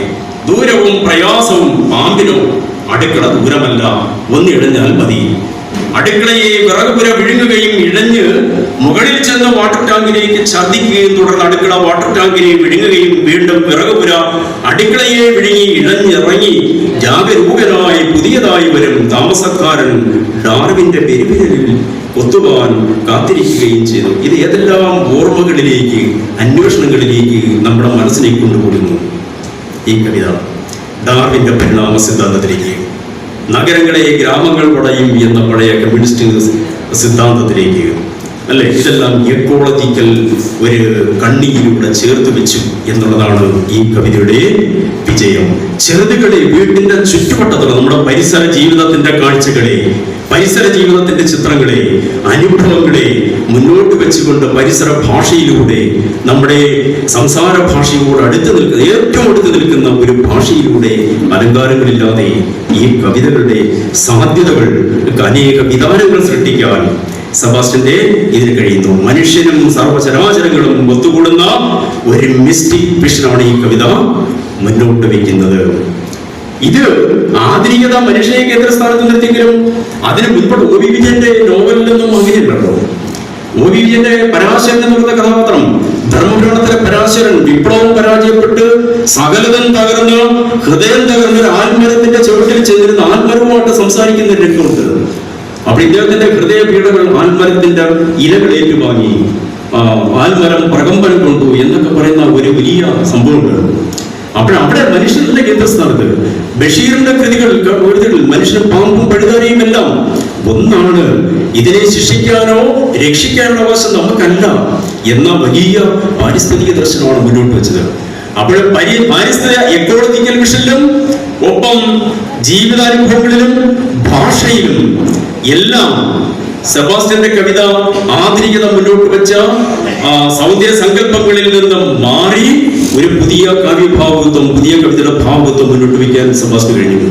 കൃഷി എന്ന് പറയുന്ന ഒരു കവിതയില് സെബാസ്റ്റ്യൻ 106 വയസ്സുള്ള ഉള്ളം കയ്യിൽ നെൽകൃഷി ചെയ്യുന്ന ഒരാളുണ്ടത്രേ. ഉള്ളം കയ്യിൽ നെൽകൃഷി ചെയ്യുകയാണ്, 106 വയസ്സുണ്ട്. 80 തോന്നിക്കു കണ്ടാൽ ആരോഗ്യ ദൃഢഗാത്രൻ. 3 ഏക്കർ നിലം ഉണ്ടായിരുന്നത്രേ, കുറെ കടം കൊണ്ടുപോയി. ബാക്കി റോഡ് വികസനം വിഴുങ്ങി. പുലരും മുൻപുണരുന്നു. നിവർത്തിയ കൈവെള്ളയിൽ കലപ്പ ഇറക്കുന്നു. കൈവെള്ളയിലാണ് കലപ്പ ഇറക്കുന്നത്. എന്നിട്ട് ഉഴുന്നു, വിതയ്ക്കുന്നു, വളമിടുന്നു, ഞാറുകൾ പറിച്ചു നടുന്നു, വെള്ളം തേടുന്നു, കൊക്കും എരണ്ടയും തവളയും അതിൽ നിറയുന്നു. വെയിൽ ചായുമ്പോൾ വിളഞ്ഞു കിടക്കുന്ന പാടശേഖരം. ഒറ്റയ്ക്ക് കൊയ്യുന്നു. മെതിയും മറ്റും സന്ധ്യയ്ക്കാണ്. രാത്രിയിൽ അയാൾ സ്വന്തം കയ്യിൽ വിളയിച്ചെടുത്ത പുന്നല്ലരിയുടെ കഞ്ഞി ആ കയ്യാൽ തന്നെ കോരി കുടിക്കുന്നു. ഒരിക്കൽ അയാളെ ചെന്ന് കണ്ടു. രാത്രി കഞ്ഞിക്കുടി കഴിഞ്ഞ് അയാൾ ഉറങ്ങാൻ ഒരുങ്ങുന്നു. മങ്ങിയ വെളിച്ചത്തിൽ ആ ഉള്ളം കൈ കൊയ്ത്തു കഴിഞ്ഞ വിശാലമായ പാടശേഖരം. ചില കൊറ്റികൾ, തവളകളുടെ കരച്ചിൽ. കർഷകൻ കൃഷിപ്പാടമായി മാറുന്നു, കൃഷിപ്പാടം കർഷകരായി മാറുന്നു. എന്ത് ഗംഭീരമായ എക്കോളജിക്കൽ സംയോഗമാണ് ഈ കവിതയിലൂടെ, നമുക്ക് പരിചിതമായ വരികളിലൂടെ, വാക്കുകളിലൂടെ സെബാസ്റ്റ്യന് അവതരിപ്പിക്കാൻ കഴിഞ്ഞത്. ഞാൻ എൻ്റെ സമയം തീരാറായോ എന്നുള്ള കാര്യം ഞാൻ മോഡറേറ്ററോട് ചോദിക്കുകയാണ്. അപ്പോൾ പറയുകയാണെങ്കിൽ സെബാസ്റ്റ്യന്റെ കവിതകളെ കുറിച്ച് സമയം കഴിഞ്ഞോ? കഴിഞ്ഞു. ഓക്കെ. അപ്പോൾ ഞാനിത് നമ്മൾ ഔചിത്യം വേണം എന്ന് പറയാറുണ്ട്. അതുകൊണ്ടാണ് സെബാസ്റ്റ്യന്റെ കവിതയെ കുറിച്ച് പറഞ്ഞാൽ ഞാനിത് മൊത്തവും വായിച്ചതാണ്. ഈ കവിതകളും മൊത്തവും ഞാനതിനെ കുറിച്ച് നോട്ട് എഴുതിയും വെച്ചിട്ടുള്ളതാണ്. പക്ഷെ അത് അവതരിപ്പിക്കാൻ നിർവാഹകത്തുള്ള ഒരു കാര്യമുണ്ട്. വേദിയുടെ ഒരു ഡിസിപ്ലിൻ നമ്മൾ കീപ്പ് ചെയ്യണം എന്ന് ആഗ്രഹമുണ്ട്. അപ്പോൾ സ്വാഭാവികമായിട്ടും ഇത് മുന്നോട്ട് വയ്ക്കുന്നത് ഈ കാലത്തിന്റെ മാറ്റം കവിതയിലേക്ക് കടന്നു വരിക. ഇപ്പൊ നേർരേഖയിലൂടെ സഞ്ചരിക്കുന്ന കാലം എന്നത് വാൾട്ട് ബെഞ്ചമിന്റെ ഒരു കൺസെപ്ഷൻ ആയിരുന്നു. നേർരേഖയിലൂടെ സഞ്ചരിക്കുന്ന കാലം. ഈ നേർരേഖയിലൂടെ സഞ്ചരിക്കുന്ന കാലത്തെ നമുക്ക് ഭാവന ചെയ്യാൻ ആധുനികത വരെ കഴിയും. അങ്ങനെ ഒരു കാലത്തെ നമുക്ക് ചിന്തിക്കാൻ പോലും കഴിയില്ലെന്ന് പറഞ്ഞ ഭൂമി പാവയാണ്. ഈ നേർരേഖയിലൂടെ സഞ്ചരിക്കാൻ കഴിയാത്ത ഒരു കാലത്തിലാണ് നമ്മൾ നിൽക്കുന്നത്. അതുപോലും ഏറ്റവും പുതിയ ലോക സാഹചര്യമല്ല. ആ ലോക സാഹചര്യത്തിൽ നിന്നുകൊണ്ട് നമ്മൾ പോസ്റ്റ് ട്രൂത്ത് കാലത്തെ കുറിച്ചൊക്കെ നമ്മൾ പറയും. പക്ഷേ അതിനു ശേഷമുള്ള പോസ്റ്റ് ഹ്യൂമൻ കാലം എന്ന് പറയുന്ന ഒരു കാലത്തിൽ നിന്നുകൊണ്ടാണ് നമുക്ക് കവിതയെ സമീപിക്കേണ്ടത്. ഈ കാലത്തോട് സെബാസ്റ്റ്യന്റെ കവിതകൾ സംവദിക്കുന്നുണ്ടോ? അതാണ് നമ്മൾ ചോദിക്കുന്ന ചോദ്യം. തീർച്ചയായിട്ടും സംവദിക്കുന്നുണ്ട്. അങ്ങനെ ഒരു കാലത്തോട് സംവദിക്കുമ്പോഴാണ് സെബാസ്റ്റ്യന്റെ കവിത പുതു കവിതയാണ് എന്ന് നമുക്ക് പറയാൻ കഴിയുന്നത്. അങ്ങനെ ഈ പുതിയ അധികം പുതു കവിതയുടെ കാവ്യ സംവാദങ്ങളിൽ ഉൾപ്പെടാതെ പോയ സെബാസ്റ്റ്യന്റെ കവിതകളുടെ ഒരു വീണ്ടെടുപ്പാണിത്. സെബാസ്റ്റ്യന്റെ കവിതകളുടെ മാത്രമല്ല, വലിയ പരീക്ഷണങ്ങളുമായിട്ട് പുതിയ കാവ്യഭാവകത്വത്തിന് വേണ്ടി ഉണർന്നിരുന്ന അനേകം കവിതകളുടെ വീണ്ടെടുപ്പ് കൂടിയാണ് ഇപ്പോൾ മലയാള കവിതയിൽ നടന്നുകൊണ്ടിരിക്കുന്നത്. അതിന്റെ ഭാഗമായിട്ടാണ് സെബാസ്റ്റ്യന്റെ ഈ കവിതയെ കുറിച്ച് ഇവിടെ ഇത്തരത്തിൽ ഒരു ഒത്തുകൂടൽ നടന്നിരിക്കുന്നു എന്നാണ് ഞാനതിനെ അങ്ങനെ കാണാനാണ് എനിക്കിഷ്ടം. കാരണം ഈ കവിതകൾ ചർച്ച ചെയ്യപ്പെടാതെ പോകേണ്ട കവിതകളല്ല. ഇത്തരം കവിതകളെ വീണ്ടെടുക്കേണ്ടതുണ്ട്. ഇതുപോലെ ധാരാളം കവികളുണ്ടെന്ന് എഴുതിയ രാജവള്ളിക്കുന്നതിന്റെ കവിതകളെ കൈ അടുത്ത സമയത്ത് അതിനെക്കുറിച്ചൊരു പഠന പുസ്തകത്തിൽ ഇറങ്ങുണ്ടായി. എത്ര കവിതകൾ. പക്ഷേ നിർഭാഗ്യവശാൽ മലയാളത്തിൽ ഇപ്പോഴും പലർക്കും കവിത വൃത്തത്തിൽ വേണോ ചതുരത്തിൽ വേണോ എന്ന ചോദ്യമാണ് ഉയർന്നത്. നൂറ്റാണ്ടുകളായി ഉയർത്തിക്കൊണ്ടിരുന്ന ഒരു ചോദ്യം ഇന്ന് വൃത്തത്തിൽ എഴുതണോ വൃത്തരഹിതമായിട്ട് എഴുതണോ എന്ന ചോദ്യമാണ്. നിങ്ങൾ വൃത്തത്തിലോ ചതുരത്തിലോ ദീർഘചതുരത്തിലോ എഴുതിക്കൊള്ളോ. ആ കവിത പൊതുകാലത്തോട് സംവദിക്കുന്നതാണെങ്കിൽ ആ കവിതയ്ക്ക് നിലനിൽപ്പുണ്ട്. എന്തുകൊണ്ടാണ് എഴുത്തച്ഛന്റെ കാലാഹീന പരിഗ്രസ്തമാ ലോകവും ആലോചന ചേതസ ഭോഗങ്ങൾ തേടുന്നു എന്ന് നമ്മൾ പറയുന്നത്? പാമ്പിന്റെ വായിൽ അകപ്പെട്ട തവള ഭക്ഷണത്തിന് അപേക്ഷിക്കുന്ന ഒരു കാലം, അത് കാലത്തിന്റെ പ്രസിദ്ധിയ ഇന്നും നിലനിൽക്കുന്നതാണ്. ആ വാക്കിലൂടെ അല്ല, പാമ്പിന്റെ വായിൽ അകപ്പെട്ട തവളയ്ക്ക് സമാനമായ ഒരു വലിയ അപകടത്തിൽ, ഒരു പ്രതിസന്ധിയിൽ അകപ്പെട്ട ഒരു ലോകത്തെ ആവിഷ്കരിക്കാൻ എഴുത്തച്ഛന് കഴിഞ്ഞതുകൊണ്ടാണ് ആ കവിത ഇന്നും ഒരു പ്രസക്തി ഉള്ളതായിട്ട് നമുക്ക് വായിക്കാൻ കഴിയുന്നത്. ആ പ്രസക്തിയാണ് എല്ലാ കാലത്തും കവിതയ്ക്ക് മുന്നോട്ട് വയ്ക്കാൻ കഴിയുന്നത്. സെബാസ്റ്റ്യന്റെ കവിതയ്ക്ക് ദീർഘമായി ചർച്ച ചെയ്യപ്പെട്ട വിഷയമാണ്. അപ്പോൾ അതിലേക്ക് ഇനിയും ധാരാളം പേർ ഇവിടെ സംസാരിക്കും. ഒരു പുസ്തകം തന്നെ എഴുതപ്പെട്ടിട്ടുണ്ട്. വേറെയും രണ്ടുപേരും സെബാസ്റ്റ്യന്റെ കവിതകളെ കുറിച്ച് എഴുതിയാണ്. ശ്രീനാഥ് ടീച്ചറും ലക്ഷ്മി ടീച്ചറും ഒക്കെ എഴുതിയാണ്. ഇനി സെബാസ്റ്റ്യന്റെ കവിതകൾക്ക് ധാരാളം പഠനങ്ങൾ ഉണ്ടാകും എന്ന വിശ്വാസത്തോടെ ഞാൻ എൻ്റെ വാക്കുകൾ ഇതിനകത്ത് ഈ തർക്കങ്ങൾ ഉണ്ടെങ്കിൽ തീർച്ചയായിട്ടും ഉന്നയിക്കണം കേട്ടോ. ഒരു സംവാദത്തിലുള്ള സ്പേസ് കൂടെ എനിക്ക് തരണം. മറുപടി ഉണ്ടെങ്കിൽ അതിന് പറയാം. അതിനുവേണ്ടി ഞാൻ വിട്ടുതരുന്നു. വിയോജിപ്പുകൾ ശക്തമായി രേഖപ്പെടുത്താൻ നിങ്ങളെ ക്ഷണിക്കുകയും ചെയ്യുന്നു.